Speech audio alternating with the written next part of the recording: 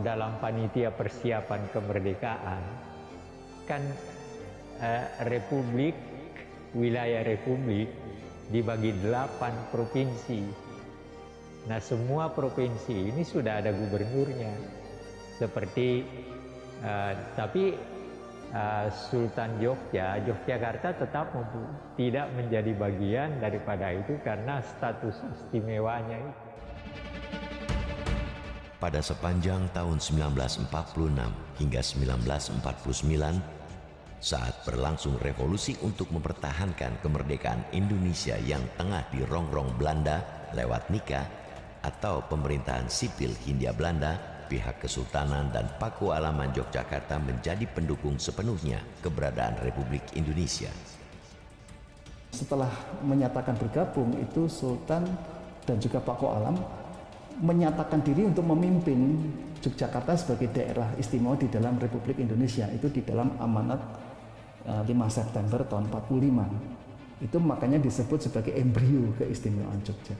Nah, kemudian yang menarik, setelah menyatakan jadi pihak Kesultanan dan Pakualaman menyatakan mendukung, bergabung dan menyatakan sebagai daerah istimewa, tapi juga membuktikan bahwa itu bukan omong kosong, bukan sekedar bergabung untuk cari selamat, enggak loh, bukan gabung untuk mencari aman, enggak, tapi justru untuk menyelamatkan republik yang baru disebut bayi ini, gitu ya.